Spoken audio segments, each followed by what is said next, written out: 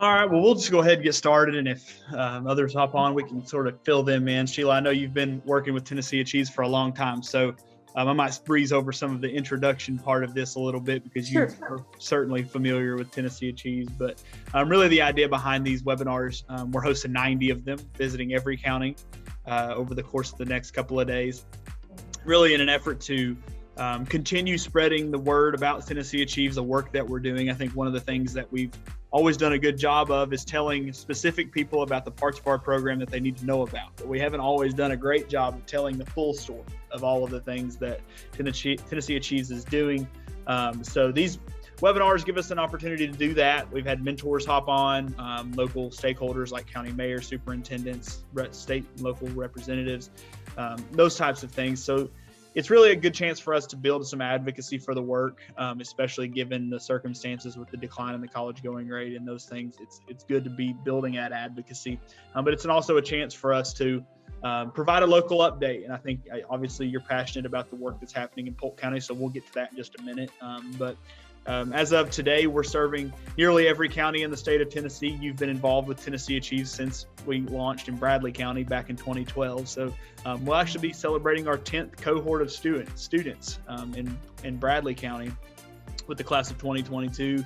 We are 7th cohort of students in Polk County whenever the class of 2022 applies. But since our inception, we've worked with over 440,000 students and 71,000 volunteers. So quite the growth and spread across the state. You may be familiar with all of these programs. It sounds like you were already pretty familiar with Complete, so I'm not going to go into a ton of detail there, but essentially aimed at a low-income student to ensure that there's a layer of accountability for them. I know that you're probably also familiar with our summer programs. Are you familiar with our Summer Institute program? I don't think the Institute, we've had the Bridge here, but I don't know about the Institute one. Yeah. So we've only hosted the Summer Institute in Memphis. We've hosted it 3 years in a row in Memphis, and it's sort of like the Summer Bridge program, but it's times 1,000. Really, it's like it's a 6-week long program. It was 10 weeks before the pandemic. Now it's a 6-week program. At least that's what we did this year. And the students that finish that program, it's credit bearing, so they actually start college with 9 credit hours, and they also alleviate all remediation. This year we had 29 students at that program in Memphis, and 100% of them found success. So really a successful kind of building on the Summer Bridge program, finding a way to take it a step further. We really would love to scale that program. We've attempted to scale it in Nashville and Knoxville the last couple of years, but student interest has been a challenge. I think finding students to give up, which it was being pitched as a 10-week program. So finding students to give up 10 weeks of their summer is not an easy task. And then to find transportation to campus for 10 weeks can be a challenge too. So as we continue to think about scaling this program, we would love to have it in more places than just in Memphis. And as we continue to grow it, we'll certainly keep the communication going. You're familiar with the mentor program, been mentoring for about as long as anybody in the state. So I'm not going to go into a ton of detail there. And obviously we're passionate about our community service program. And if you need volunteers for anything on campus, certainly let us know and we'll get the word out. Our reach is, like I said, has continued to grow. We're serving 90 counties now. 74 of those are considered rural counties, Polk County being one of those. 35 are considered at risk or distressed by the Department of Community and Economic Development, where I think we have a seat at the table in terms of developing, continuing to improve the workforce in those communities. In those 90 counties, over 600 high schools. That includes all public, private, charter, home schools. In terms of post-secondary partners, we're working with 67 colleges, all 13 community colleges, 27 TCATs, several 4-year private public institutions. Probably comes as no surprise to you to see that 79% of our students are enrolled at a community college, serving in, I think, a multiple different roles in a community, from obviously your programs where a student goes and earns an associate's degree and enters the workforce, but also serves as a great training ground for a student that plans to transfer to a 4-year institution. With 75% of our students saying they plan to transfer, it comes as no surprise here to see that number is so high. Continuing that a little bit about our reach. Today, we're serving 89% of all Tennessee high school seniors in some capacity, meaning they get an email from us at least once. 78% of all first-time freshmen at community colleges are our students. And then all Tennessee community college graduates, 86%. are our students. So obviously the impact continuing to reach well beyond just that access piece that we're so known for. Talking about demographics, these gray boxes in the middle, these are numbers that are statewide, not unique to Polk County in particular, but 56% of our students are eligible for federal financial aid based on their parents' income provided on FAFSA. You probably would have expected that. 40% of our students say that they're first-generation college students. This is a self-reported number, and I would argue that this number is probably a little higher than what it is. I think students oftentimes have a hard time determining or knowing what first generation means. They think of a cousin or an aunt or an uncle that went to college, and they think that that makes them no longer a first generation student. But in my mind, they are if they are the first person in their direct family, their parents or their siblings. If they go outside of that, they're a first generation college student. And then 51% of our students are majoring in a STEM field. And to me, this is really valuable given particularly in the region in Southeast Tennessee where there's so much manufacturing growing. This is an in-demand field, and STEM careers are just popping up all over the place because of the hub that is Chattanooga. So I would certainly think that that's a great thing to see. At least over half of our students that are in that field, and we're going to continue to hopefully see that grow. The Tennessee Promise annual cost is $32 million. Comes out to be about $1,000 per Tennessee Promise award. So obviously that shows that so many of our students are getting additional aid before Promise goes in. And then the Tennessee Achieves operating budget, $2.5 million a year. This was paying for pretty much everything that's not scholarships. So salaries of staff, facilities, technology, travel expenses, those types of things, privately fundraising those dollars. Let's talk data specifically in Polk County. Looks like Polk County's FAFSA file rate is above the state average. Given a pandemic year, I think that's huge. I would encourage you, if you run into a school counselor in the community, give them a pat on the back because they oftentimes are the torchbearer when it comes to FAFSA filing in a community. Polk County's always done well in terms of getting those FAFSAs filed. There's certainly a culture built around that, and it's been established for years, but some counties saw a dip here this year with the pandemic. So to see Polk County continue to lead the way is really, really promising. Students in Polk County have completed almost 9,000 hours of community service. Again, I think this is a good way to plug the fact that if you have a community organization and need volunteers, you let us know, and we will continue to spread the word about that. Kind of benchmarking Polk County against the state. So Tennessee Promise applicants, that's 154 applicants from the class of 2021. And then you had 58 students enrolled, but this is from the class of 2019. So that data, we have to sort of drill it down into cohorts to get the data points. So 58 students from the class of 2019 enrolled with using Tennessee Promise, 60% of those returned. So that fall to fall retention rate, just a hair under the state average.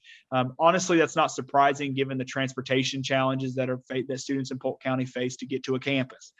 Anytime that you have a place where there's not a campus in the county lines and they're having to drive down the road a good bit to get to a campus, it does affect retention and graduation, just persistence in general. But the fact that the 3-year graduation rate is hanging on there right at the state average does tell me that the students that are retaining, they're committed and they're continuing on and pushing through. So that's good. But I would always argue that increasing the opportunities for access is important to me. So any way that we could get students in Polk County more access, the better. So as we continue to work, seeing facilities open up in counties is important to me. If you zoom out and look at Tennessee Achieves students versus their peers across the state, their Tennessee Achieves students are outpacing their peers by 14 percentage points in fall to fall retention, 16 percentage points in 6-year graduation rate. What this says to me is that supports are important, and having a suite of services that we offer, like I said, from summer programs to coaching to volunteer mentors and all across the board, having so many different services, you're bound to strike a tune with a student that needs help. And I think that this data says just that, and that those programs remain important. You can see on the side how these programs are affecting fall to fall retention rates. So a student that's participating in a summer program at any capacity is 34% more likely to retain, huge. Complete a coach student, 23% more likely to retain. And the Knox Promise students, if you're unfamiliar with that, those students are 42% more likely to retain. And Knox Promise is kind of like complete. So essentially we have Knox Promise coaches. But it's been paired with that completion grant funding that we had in Knox County that was donated by Mr. Haslam. And so The good news this week is we were privileged to roll out statewide completion grants. So we've taken what we were doing in Knox County and for 2 years and found all this success, partnered with the General Assembly, and we've got some dollars that can be used to provide completion grants for students in Polk County. So if they request that funding, we can provide that to them and help alleviate and offset these costs that are a barrier for them in terms of college success. So things like gas, auto repairs. I mean, particularly for a student in Polk County, gas costs could certainly be important. So thinking through all of the different things that could be of value to a student, we have the ability to do just that. I can hold on for just a second if that's okay.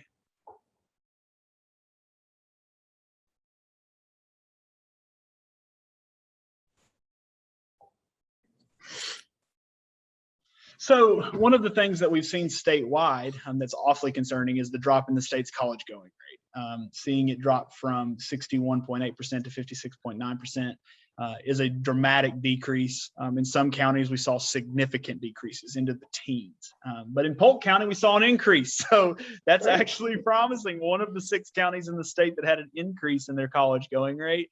Kind of hard to explain why that would happen, but I like it. I like to see it. Hopefully that trend continues into 2021, where we're seeing enrollment declines again this year, but hopefully to see that stay steady in Polk County seems like a good thing. Let's talk real quickly about mentoring. I know that you'll connect with some people in your community about mentoring, and in 2022, our mentoring program is going to be different than it's ever been before. Last year obviously was different than it's ever been before, and we're going to make some more changes. So last year was 100% virtual, obviously. This year, we're going to do sort of a hybrid approach. We're going to keep Tennessee Achieves Connect. So this you can mentor virtually that way. We're also going to have an opportunity in each county for students to meet virtual or meet in person. We're going to call those Tennessee Achieves open houses. So basically, we'll reserve space at Cleveland State or in Polk County, we'll reserve space at the high school. And so it'll be, say, March 25th from 2 to 6. And then you'll have the ability to come meet with your students there. So we're going to have that kind of a hybrid approach to the mentoring program in 2022. We need 23 mentors in Polk County, so we had never have trouble finding those between administrative support from the school system and from people that have mentored for many years, continuing to spread the word. We'd love for your support there and just help us find the 23 mentors needed in Polk County. That'd be great. But otherwise, that's all that I've got. I really appreciate you for hopping on. Do you have any questions for me? No, I had to cut off for just a second. I'm sorry about the meetings. Some will be in person maybe this year. Yeah, so we're going to have basically we're calling it Tennessee Achieves Open House. So it'll be a space where we reserve space. A staff member will be there for a couple hours, and then mentors can invite their students to meet them there. So it's not a scheduled meeting like we've had in the past, but instead we're providing that platform for you to meet. And then you can also, we're going to encourage you to meet independently with your students. So if you just wanted to go and find a way to meet with them at school or something, if that day doesn't work for you, that works too. But yeah, so we're going to try to do both, try to meet everybody where they are. Yeah. Awesome. It was a tough year last year with the Connect. I mean, I liked the Connect platform, but I could not get any responses from mine. So I'm hoping this year's better. Yeah, we've got a strategy for this fall where we're hoping to meet at every high school in the state this fall. And then at those meetings, have students set their Connect profiles up before they're ever paired with a mentor. So do that between November and February. If we can do that. I had one mom contact me, but I mean, the student was trying to get into classes. And because I work here, they were like thinking that, I could help them get into classes. I was like, no, that's, you have to go through your success coach to do that. And they had already missed the deadline to push the transcript forward. And it just got into a little bit of it's like, I can't help you with that, but. Yeah, that's always challenging for sure. Yeah. But it was, otherwise than that, it was a great year. I mean, I hope everyone that's coming here does well and all the other students. So. And I will get the training done. I have not done that yet. You're off. You're okay. We haven't even launched it yet. So you've got time. We'll probably roll training out for 2022 in November. So we've still got okay. Okay, great. Well, I didn't look for that yet. So you're good. We got time. All right. Thanks, Ben. Awesome, Sheila. Thank you. All right. Take care. You too.